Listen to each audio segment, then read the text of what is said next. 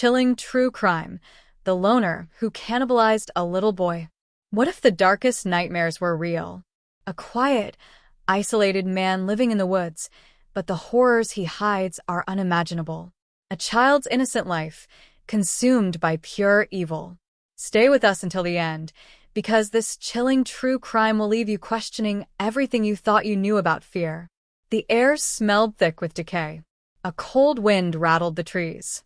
It was the kind of night where shadows seemed to stretch longer than usual. Sam had always liked the quiet, the solitude. A man of few words. He lived in the woods, far from the nearest town. People in the village spoke of him in hushed tones. "He's odd," they'd say. "Doesn't mix with anyone," but they didn't know. They couldn't know. The cabin where he lived was a dark place. The walls were lined with remnants of the past, old furniture, broken toys, things discarded by others. And there was the smell, a strange, almost sweet scent that clung to everything. Not that anyone ever went close enough to notice. Not until that fateful evening. It was a boy. A child from the nearby village. His name was Jeremy. Curious. Brave in a way only children are. One evening, after hearing rumors about the strange man in the woods, Jeremy decided to venture out. He had wandered too far. The trees seemed to close in around him as he walked deeper into the forest. The sky had darkened. A heavy silence pressed against his chest. He wasn't sure why he felt uneasy, but something tugged at his instincts. A low sound echoed in the distance, a creak, a faint rustling. Then he saw it, the cabin. It was small, crumbling at the edges, like it had been forgotten by time itself. He approached cautiously, his steps slow, unsure. But before he could even knock, the door creaked open on its own. A shadow stood in the doorway. Sam. His face, pale as the moonlight, barely visible beneath the hood of his coat. "Come in," Sam said softly. The boy hesitated. Something in his gut screamed to turn back. But he didn't. He stepped inside. The door slammed shut behind him. Suddenly, the air felt thick, suffocating. The cabin was colder than it should have been. Sam led him into the heart of the room, where a single, flickering candle cast long, erratic shadows on the walls. The boy's eyes darted around. There were strange marks carved into the wooden floors. And the walls. They were covered in stains. Dark red stains. Jeremy's heart began to race. He looked up at Sam. His eyes were vacant, distant. Something was wrong. Very wrong. "You should have stayed away," Sam murmured. The boy's breath quickened. His throat tightened. A sudden chill ran down his spine. And then it hit him, the smell. It wasn't sweet. It was rancid. Putrid. A burst of cold fear exploded in his chest. He turned to run. But the door was locked. He didn't know when. He didn't know how. "Don't bother," Sam said, his voice colder now. "You're not leaving." The boy tried to scream, but no sound came out. Not even a whisper. Sam was too close now. Too close. And then Jeremy saw it. The knife. Shiny. Sharp. It glinted in the candlelight. Sam smiled. It was slow. Grim. And then it happened. The boy never had a chance. The room was silent once more, except for the steady, rhythmic sound of Sam's breathing, and the scraping of the knife on the wooden floor. The night seemed to stretch on forever. And outside, the wind howled louder. The figure, hunched and still, barely visible in the darkness, remained motionless. Sam's breath came in shallow, controlled gasps. He gripped the knife tighter, feeling the cold metal against his palm. His eyes never left the shadow in the corner. It was tall, unnaturally tall, and twisted in a way that made Sam's blood run cold. The dim candlelight flickered, casting a grotesque, contorted shape on the wall. Sam's mind raced. Who or what was this? He hadn't heard the door open, hadn't felt the presence of another. The room felt colder now, the air thick with tension. Every nerve in his body screamed. He took a cautious step forward, his bare feet making no sound on the wooden floor. His eyes never left the figure, which had yet to move. It was waiting. But for what? Sam's chest tightened, his stomach churning with a sensation he couldn't place.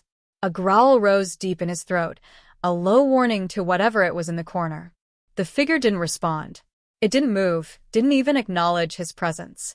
Then, as if it had been waiting for Sam to make the first move, it suddenly lifted its head. A pale, gaunt face, twisted and malformed, emerged from the shadows. Eyes black as coal. Empty. Hollow. A gaping, ragged mouth stretched open, revealing rows of jagged teeth. The figure smiled. The smile was not human. It was hungry. Insatiable. Sam froze. His knife trembled in his grip. The air grew thicker, as though the very atmosphere was being suffocated by the presence in the room. The figure's smile widened. Then, with a sudden, violent movement, it lunged. Sam barely had time to react. The figure moved so fast, too fast, its form blurring in the candlelight. It was on him before he could even raise the knife. A cold, skeletal hand wrapped around his wrist, forcing the knife from his grasp. The other hand grabbed his throat, lifting him off the ground as though he were weightless. Sam's eyes widened in panic as his breath was choked off. His heart hammered in his chest, his vision blurring at the edges. The figure's face was inches from his, its putrid breath filling his nostrils. A voice, low and gravelly, whispered in his ear. "You thought you were the hunter." Sam's vision swam. The figure's strength was unimaginable. He gasped for air, but it was no use. The thing was too strong, too fast. His thoughts blurred. He couldn't focus. The figure's grip tightened, its fingers digging into his throat. For a brief moment, Sam saw the world through a haze, flashes of light, the flicker of the candle, the crimson stains on the floor. And then, just as quickly, the grip loosened. Sam collapsed to the floor, gasping for breath. His chest heaved as he tried to regain control, but he couldn't. The world spun. The figure stood over him now, towering, looming in the shadows. Sam struggled to rise, but his limbs felt like lead. He was weak. Too weak. His head spun. The figure bent down, its black eyes boring into his soul. "You are not alone here," it whispered. Sam's heart pounded in his chest. It was impossible. There was no one else. No one but him. And the bodies. The bodies he had left behind. But now, something else was in the cabin with him. The presence wasn't human. It was ancient. It was hungry. And it had come to claim its share. The figure stood tall once more, its form now more solid, more real. Its mouth opened wide. And with a voice that seemed to echo from the deepest parts of the earth, it spoke again. "Your feast has only just begun." A chill ran through Sam's veins as the figure's shape melted back into the shadows. It was gone. But Sam knew Deep down. it wasn't over. It had only just begun. The cabin felt colder. The darkness felt thicker. And outside, the wind howled louder, as though calling to something far beyond the trees. The hunger was far from satisfied. The cabin felt colder.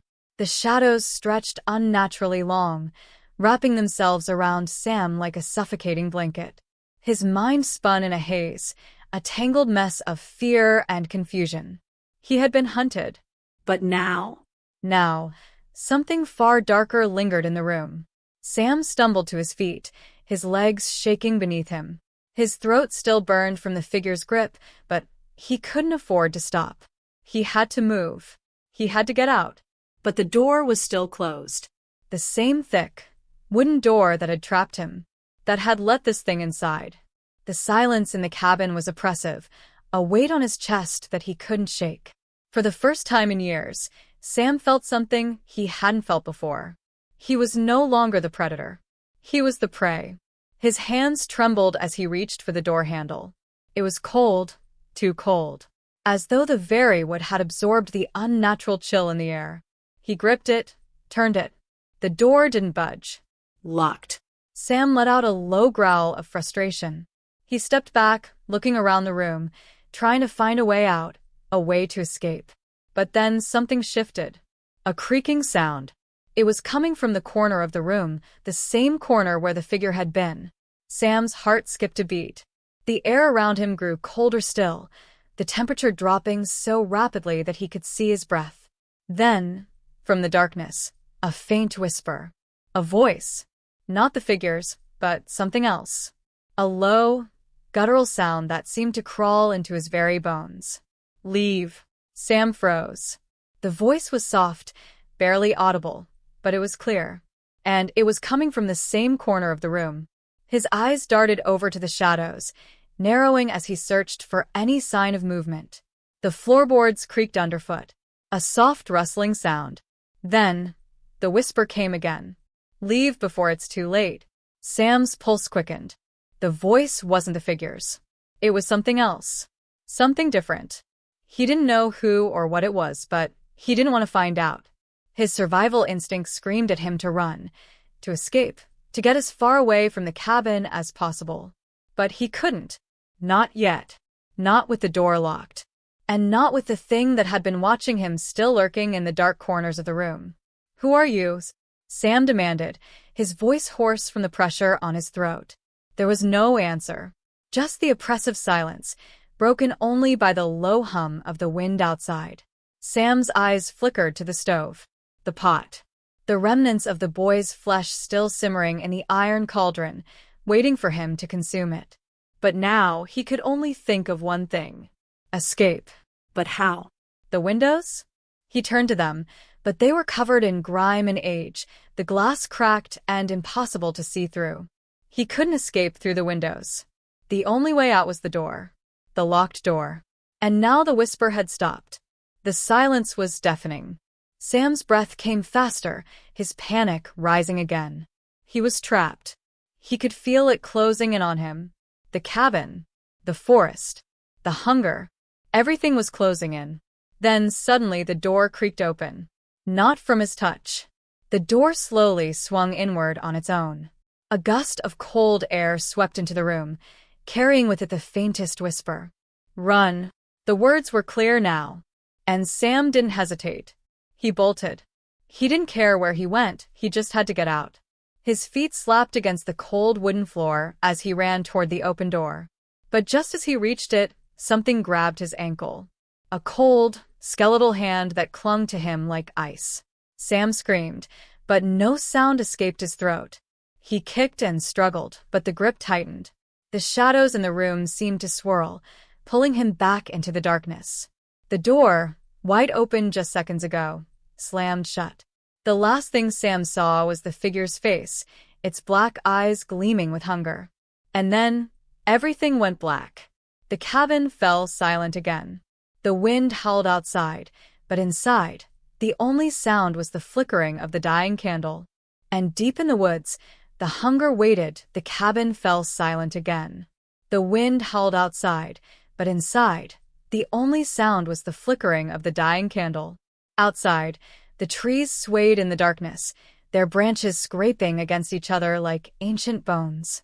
Inside, the shadows clung to the walls, tightening around the space where Sam had just been. But he was gone. The room was still. Too still. The empty space on the floor where he had fallen was now just a memory, a fading mark in the growing dark. But the door that had once been so firmly closed, was now ajar. The wind swept in, rustling the papers and old scraps of clothing littered across the floor. Something had been here. Something that had left without a trace. But not everything had left. The shadows, those thick, crawling tendrils, still lingered in the corners. They had grown longer now. And in the very center of the room, where Sam had fallen, the air rippled, as though something unseen was moving. For a long moment, there was nothing but the soft, almost imperceptible sound of breathing. Deep, slow, steady. Not human. Something else. Then, from the corner of the room where Sam had been dragged back into the dark, something moved. A shape, fleeting and ethereal, slithered across the floor. It was low to the ground, crawling like an insect, its form a shifting mass of blackness and distortion. And then it stopped. A faint, sharp intake of breath filled the room. A figure stood in the center of the room, rising slowly, impossibly tall. The figure was not solid. It seemed to flicker in and out of existence, like smoke caught in the wind. Its outline was jagged, shifting like broken glass in the moonlight that crept through the cracks in the walls. The dark shape began to take form. The face first. The same hollow eyes. The same grotesque mouth. A smile. It was Sam's smile. But not Sam. No. This thing was something worse. Something ancient. Something that had fed on Sam, absorbed his essence. And now, it wore his face like a mask. A twisted, mocking echo of the man who had once lived in the cabin. It tilted its head, studying the room, as though savoring the silence, the emptiness. Then the thing spoke. The voice was a horrible mockery, hollow and distant, but somehow it carried Sam's tone, his cadence. "Did you think you could escape?" The thing stepped forward, its form twisting as it did, as if bending to some unseen, incomprehensible force. It moved across the room with unnatural grace, each step calculated, deliberate. It didn't need to hurry. It had time. It had all the time in the world. The pot on the stove, still faintly glowing from the remnants of Sam's earlier feast, caught its attention. The figure paused, its black eyes gleaming as it stared at the pot. Then it reached out. Its fingers were long, impossibly thin, extending far beyond what should have been humanly possible. It took the ladle, lifting it carefully, as though it were handling something precious. Slowly, the figure lifted the ladle to its mouth. The foul scent in the room thickened. The figure's jaw opened wide, impossibly wide. Too wide. And it consumed the contents of the ladle in one motion. The flesh, half-cooked, half-rotted, slid down its throat. The room filled with the sound of slurping. The thing didn't pause. It didn't even flinch. It simply fed, as if it had never stopped. And as it did, the air grew colder. The shadows deepened. And the wind outside began to howl louder. Closer. In the distance, faint voices carried through the night. Lost, wandering. And in the woods, the hunger began to stir again. Somewhere out there, in the darkness, there were more who had heard the call. More who would come. The thing in the cabin smiled, savoring its feast. But it wasn't done yet. It wasn't ever done. The hunger never stopped. And now, with Sam's body consumed, with his soul devoured, the thing in the cabin was only just beginning to grow stronger. Outside, the wind howled once more. A faint cry echoed through the trees. A child's cry. And then, in the deep, suffocating silence of the woods, something else stirred. Something far older, far hungrier. The cycle would begin again. The night stretched on, thick with darkness and the sound of the wind's mournful cry. The thing, once Sam, now a hollow shell of something darker, stood over the boy's lifeless body, his blood staining the earth beneath him. The hunger pulsed, still insistent, like a never-ending drumbeat in the creature's chest. It was sated for now, but only momentarily. The hunger never ceased. It never did. The woods around the clearing were eerily still. Not a single rustle, not even the stir of the leaves. The forest was waiting for the next act to unfold. The thing slowly lifted its head, its black eyes scanning the night. There was a faint whisper in the trees, a low murmuring that seemed to come from the very ground itself, as though the woods were alive, breathing with an ancient pulse. And then, the wind changed direction. A soft, faint cry, a familiar sound, carried through the air. The thing's head snapped to the side, its smile stretching wider as it recognized the sound. Another child. The cycle never truly ended. The woods were never without their prey. And the hunger always found a way to pull them in. The thing, its form flickering in the moonlight, moved with unnatural grace through the clearing. The body of the boy remained motionless on the ground, but already, the air around him seemed to pulse with an odd stillness, as though the boy's spirit had been consumed by the very earth beneath him. But there was no time to linger. The cry came again, closer now. Desperate. Trembling. The thing moved toward the edge of the clearing, its long, skeletal fingers brushing the bark of the trees as it passed. The shadows it cast stretched unnaturally long, twisting like dark fingers into the night, reaching, searching for its next victim. A small figure emerged from the darkness, an innocent boy, no older than the one now lying dead in the clearing. His wide eyes reflected the pale glow of the moon as he looked around, lost. He had wandered into the woods, drawn by an unseen force. The air around him felt heavy, thick with a dread he couldn't comprehend. But still, he walked on, the call of something deeper, darker, pulling him toward the clearing. The thing saw him approach, and in the boy's wide, terrified eyes, it saw the same look it had seen 100 times before, the same look Sam had worn just before he was devoured. The look of realization. The moment when it was too late. The thing moved quickly, too fast for the boy to react. A flicker of movement, and suddenly it was standing in front of him, blocking the path, casting a long shadow over the boy's trembling form. The boy gasped, his heart pounding as he took a step back. Who are you?" the boy stammered, his voice quivering. The thing tilted its head, its twisted grin widening. "Who am I?" it repeated softly, the words curling like smoke. It had taken Sam's form, his face, his memories, but it was something far more ancient, far darker than the man who had once lived in the cabin. "I am the hunger. I am the end." The boy's eyes darted around, searching for an escape, but there was none. The woods seemed to close in around him, the trees now silent, the air thick with dread. "Please," the boy whispered, his voice barely audible. "I just want to go home." The thing laughed softly, a low, guttural sound that echoed in the clearing. It was not a sound of joy. It was a sound of inevitability, of something far more monstrous than anything the boy could understand. "No one leaves," the thing said, its voice like a cold wind. It moved closer to the boy, its breath foul, its cold fingers reaching out to grasp him.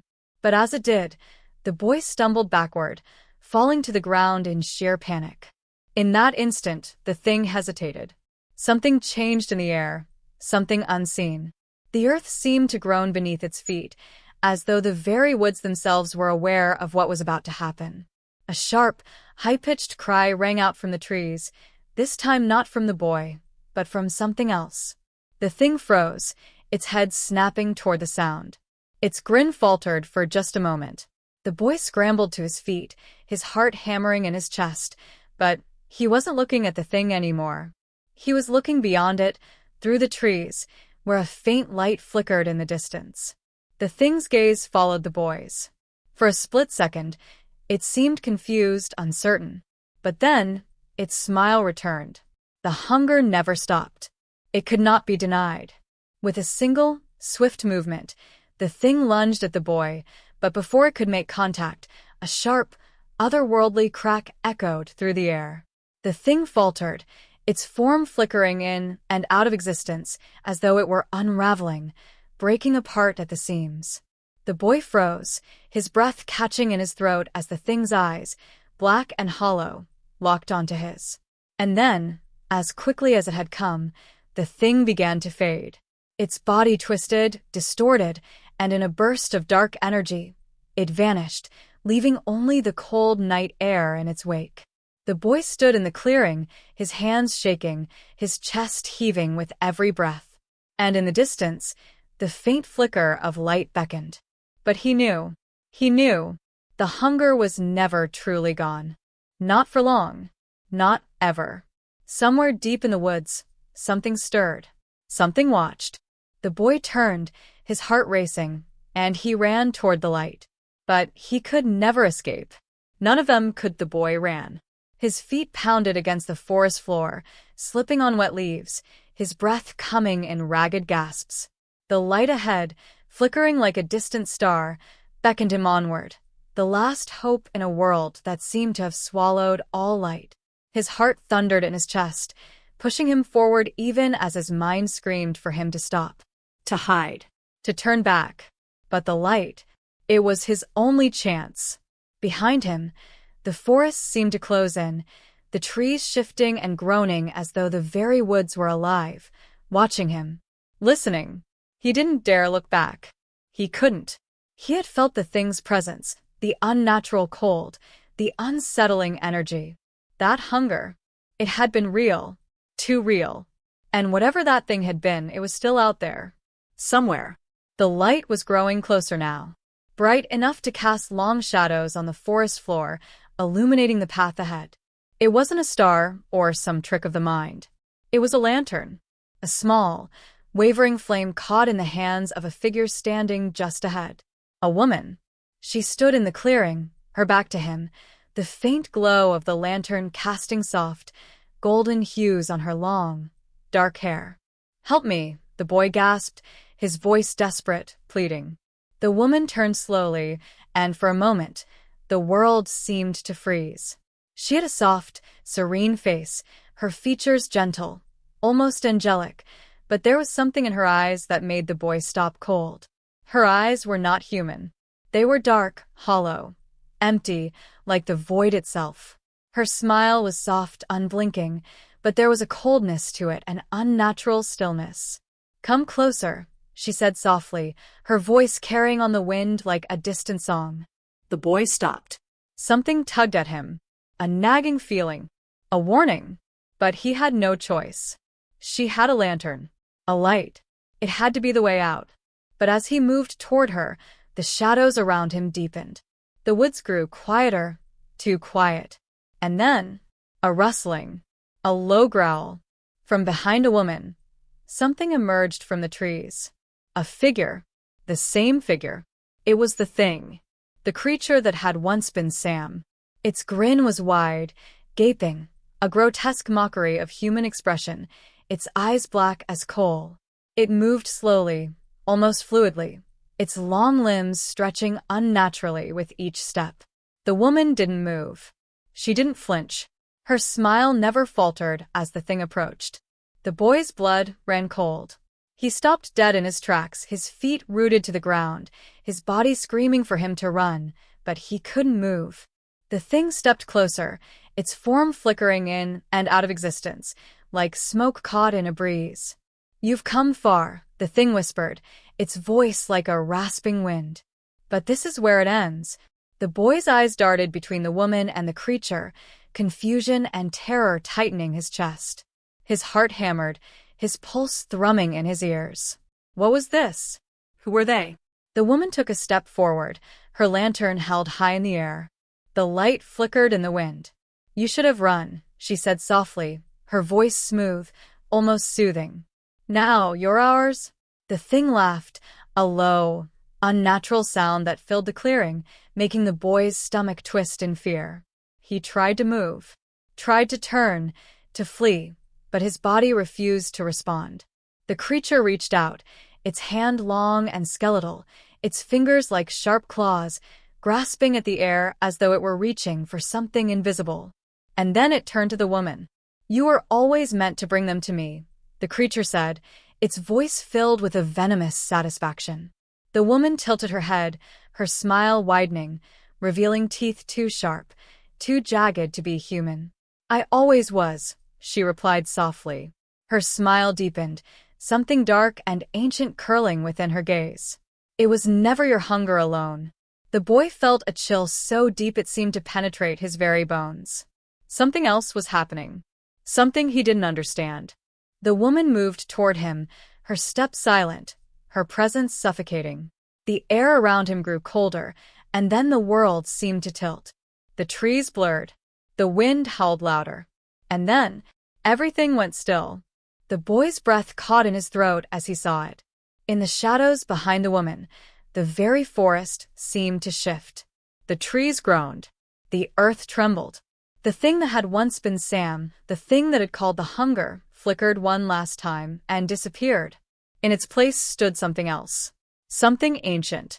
The trees behind the woman parted like curtains, revealing a figure taller than any man, cloaked in darkness.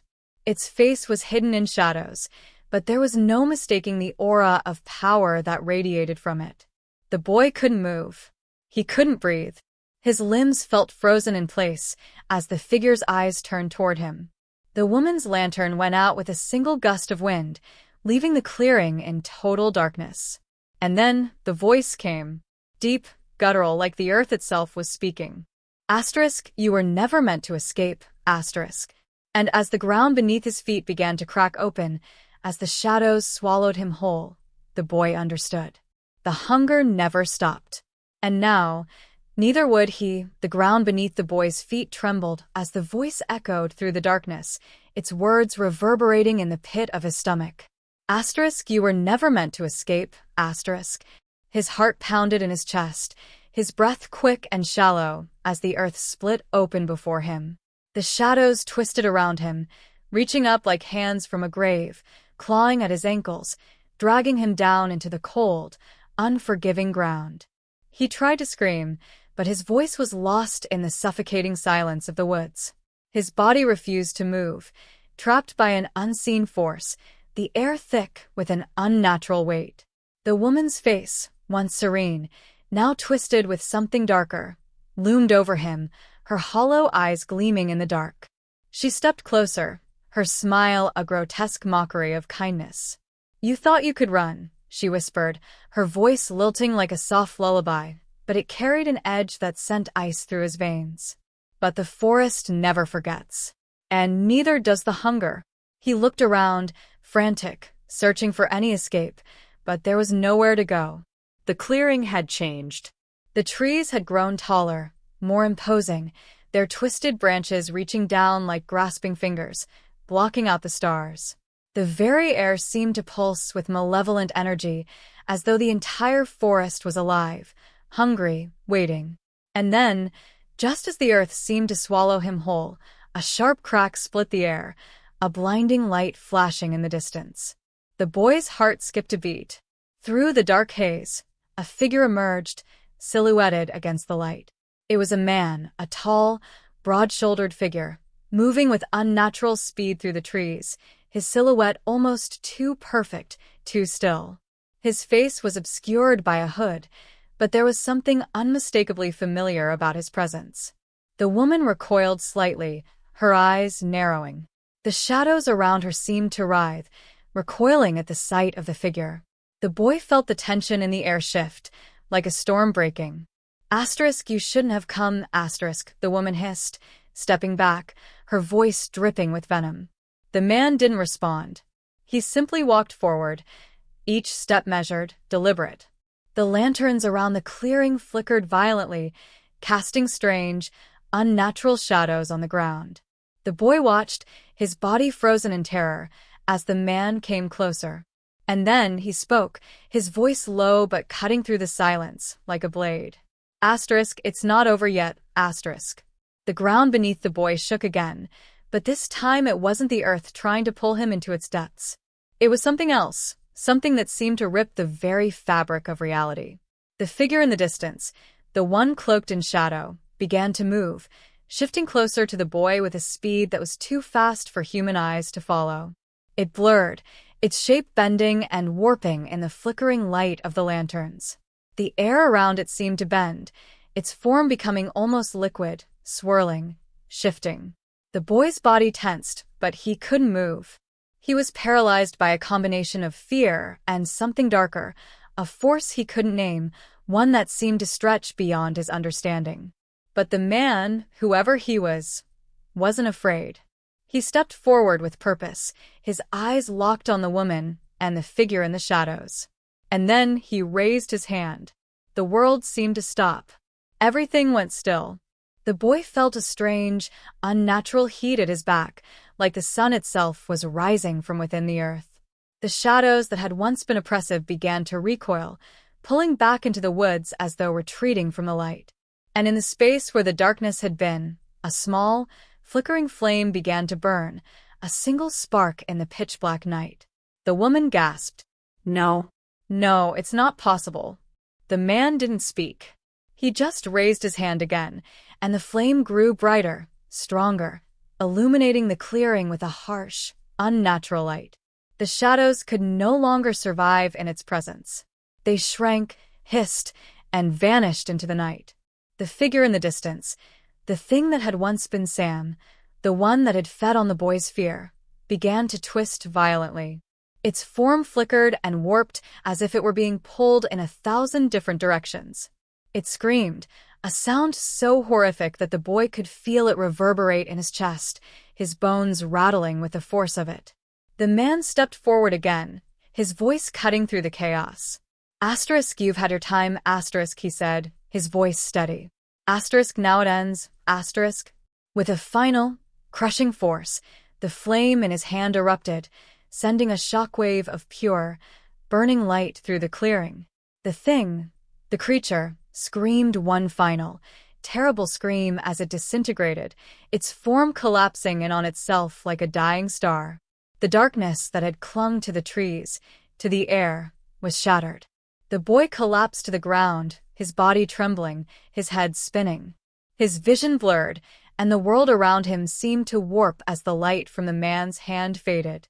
The ground beneath him was solid again, no longer pulling him into its depths. The man stood over him, looking down with those piercing eyes, his face still hidden beneath the hood. His presence was calming, but the boy felt something stir inside him, a cold fear mixed with awe.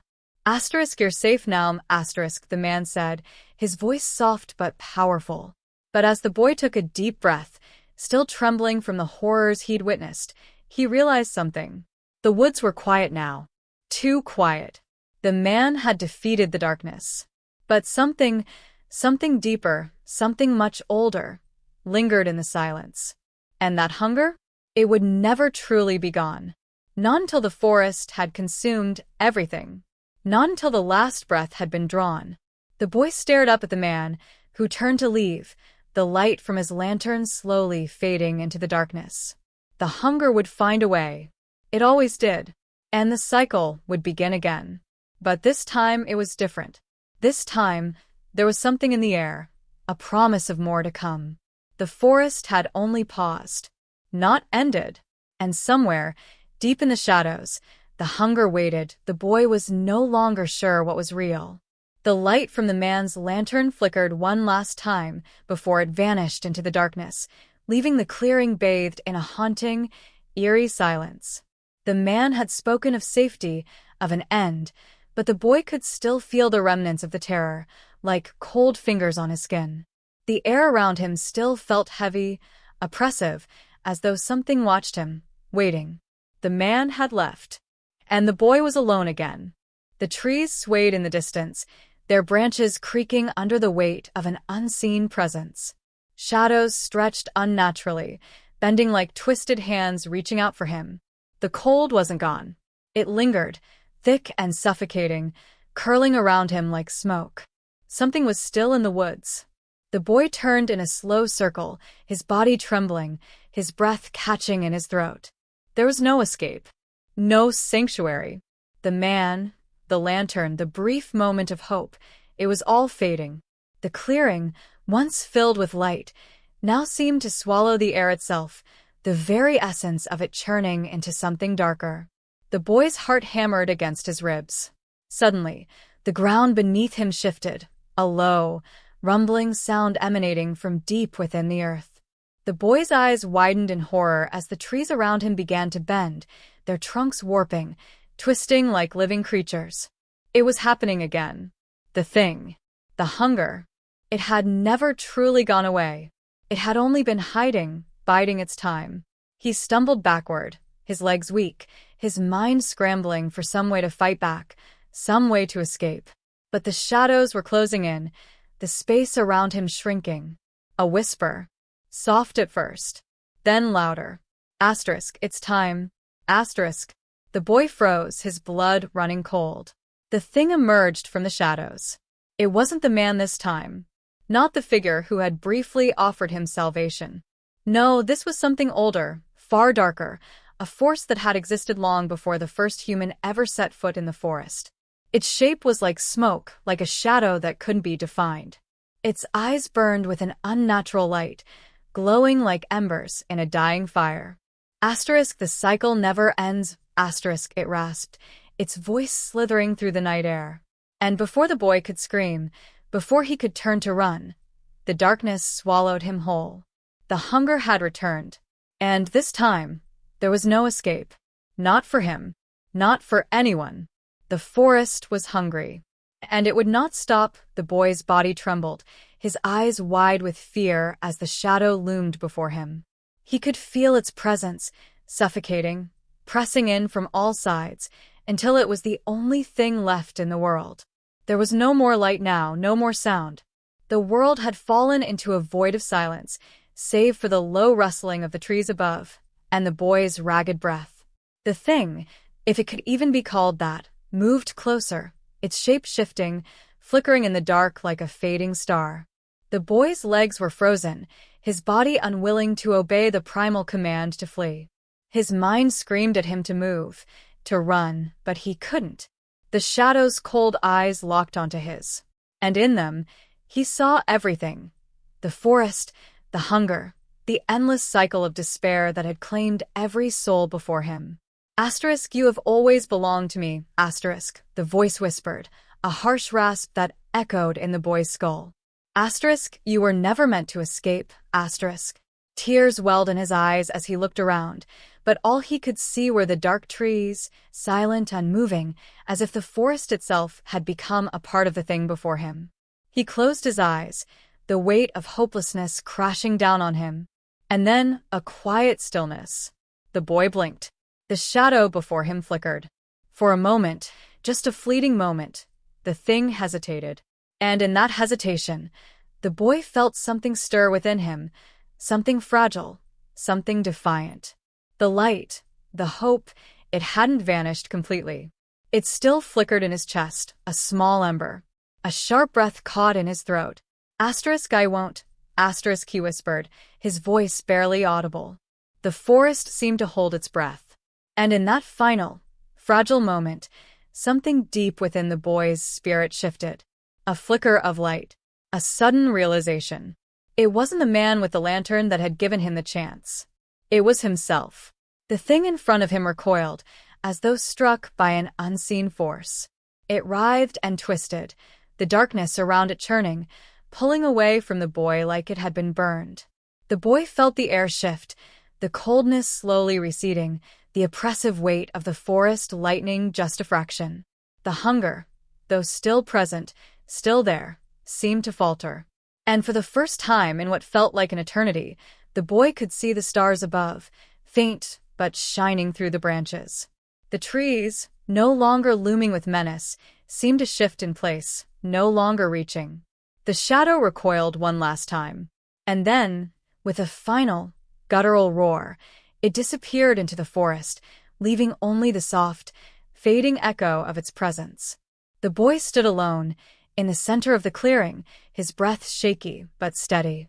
The darkness was still there, but now it felt distant, a force outside of him, one that could be resisted, fought. And in that moment, the boy realized the truth. The forest would always hunger. But as long as there was light, no matter how faint, that hunger could never consume him. And though the cycle of fear might never end, there was always room for one more spark of defiance. One last fight. As the first rays of dawn began to touch the edges of the horizon, the boy stepped forward into the woods, not as prey, but as someone who had survived. The forest, for now, was silent. And the hunger? It would wait. But the boy? He would never stop fighting. And perhaps, just perhaps, the cycle had ended for him.